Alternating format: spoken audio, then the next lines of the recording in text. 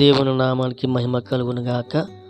మన ప్రభువును రక్షకుడని యేసుక్రీస్తు నామమున మీ అందరికీ శుభాభివందనములు తెలియజేస్తా ఉన్నాను. ఈరోజు మన ధ్యాన గ్రంథము నుండి యెషయా గ్రంథము 41వ అధ్యాయము 10వ వచనం. భయపడకము, నేను నీ దేవుడినై ఉన్నాను, దిగులు పడకము, నేను నిన్ను బలపరుతును. చూడండి, ప్రవక్త అయిన యెషయా ద్వారా దేవుడు చక్కని మాట తెలియజేస్తూ అంటున్నాడు, నువ్వు భయపడొద్దు. ఎందుకు అనంటే నేను నీకు దేవుడను, అనగా నీ సృష్టికర్తను, నిన్ను నిర్మించిన వాడిని, నిన్ను తయారు చేసిన వాడిని, నా చేతుల్లో నువ్వు చెక్కబడ్డావు అని మాట్లాడుతూ, నువ్వు దిగులు పడుతున్నావా? దిగులు పడొద్దు, నేను నిన్ను బలపరుస్తాను అంటున్నాడు.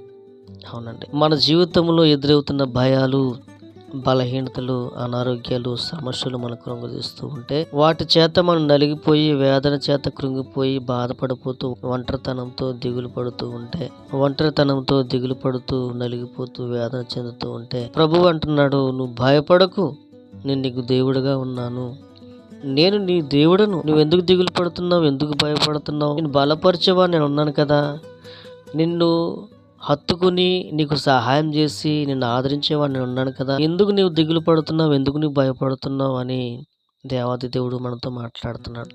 అవునండి, అనేక పరిస్థితులు, ఒడిదుడుకులు, ఇబ్బందులు మనకు కృంగతీస్తూ ఉంటాయి. ఒంటరిని అయిపోయాను, ఒంటరిగా జీవిస్తూ ఉన్నాను, నాకు సహాయం చేసేవారు, నన్ను ఆదుకునేవారు, నన్ను ప్రేమించేవారు ఎవరు లేరని ఒక వేదన మనల్ని వెంటాడుతూ ఉంటుంది. అయితే అటువంటి సమయంలో ఎవరిని ఆశ్రయించాలో తెలుసా? దేవుని ఆశ్రయించాలి, దేవుని మీద ఆనుకోవాలి, దేవుని మీద ఆధారపడాలి. అప్పుడు అంటాడు ఆయన, నువ్వు భయపడొద్దు అని. అవునండి, ఆయన మనకు దేవుడై ఉన్నాడు. మనం భయపడకూడదు, మనం కృంగిపోకూడదు, మనం దిగులు పడకూడదు. తప్పకుండా మనల్ని బలపరిచే దేవుడు. ఈ లోకంలో ఏ మనుషులు కూడా మనల్ని బలపరచరు, ఏ మనుషులు కూడా మనల్ని ఆదరించరు, ఏ మనుషులు కూడా మనకు తోడుగా నిలబడరు. కానీ మన ప్రభు అయిన దేవుడు మనల్ని ఆదరించి, ఓదార్చి, హత్తుకొని, ప్రేమించి, మన ప్రతి సమస్య నుంచి విడుదల కలిగించేవాడు మన దేవుడు.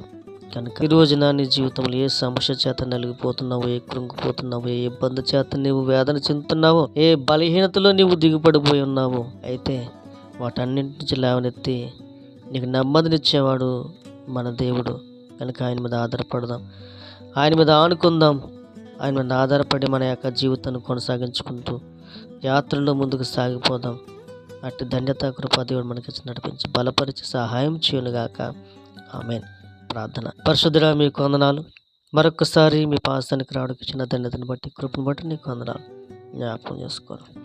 అవును తండ్రి, భయపడొద్దు, దిగులు పడొద్దు అని చెప్తున్న దేవుడు, ఏ విషయంలో భయపడక, దిగులు పడక, వేదన చెందక, నీ యందు నమ్మకమైన వారుగా, భయభక్తులు గల వారుగా జీవించే కృప మాకు దయచేయమని, ఎందరైతే వాక్యం ఉన్నారో వారందరిని బలపరచమని యేసు నామమున ప్రార్థించి బ్రతిమాలు వేడుకుంటున్నాను నా ప్రియ పరలోకపు తండ్రి. ఆమేన్, ఆమేన్, ఆమేన్.